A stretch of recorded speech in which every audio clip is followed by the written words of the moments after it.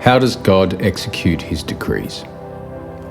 In keeping with our philosophy of panpsychism, every object, idea, or emotion can be considered an emanation of God, but with varying degrees of fineness of energy. God is just as present in the pile of horse dung as in a selfless act of self-sacrifice, but the latter has a much greater degree of weight and charge. Beings at every density level have a certain range of emanations which they can perceive and which can nourish them. If an emanation is too fine, it either passes by unnoticed or is full of love, light, and knowledge that the recipient is overwhelmed and baffled by the experience. If the emanation is too coarse, it is either useless or acts as a sort of poison, inhibiting the normal functioning of the recipient. Thus, God's decrees are transmitted through the hierarchy of densities as follows. 6D is close enough to God that it is able to receive directly and understand, at least partially, the original divine impulse.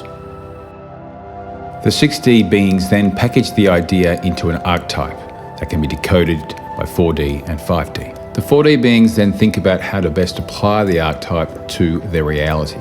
The focused thoughts of 4D minds send thought waves rippling across the panpsychic substrate of their realm, and the archetype begins to self-assemble in a physical manifestation. These waves of thought can sometimes be received by 3D minds who may be motivated to create a 3D facsimile of the archetype. 3D beings can alter their environment in a way that affects 2D and 1D. As an overly simplified example, if the original impulse was temple, the 6D beings would transmit an ensemble of ideas related to temple, such as different designs, various purposes, and so forth.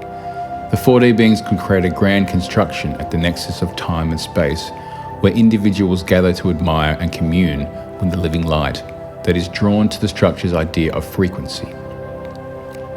3D beings might build something resembling a church that is like a shadow of the 4D structure, but performs the same function in a more mundane 3D form of communion. The church premises also just so happens to become a favourite meeting and nesting spot for 2D birds, and the energy from the hymn sung has an enriching effect on the stone the church is made from.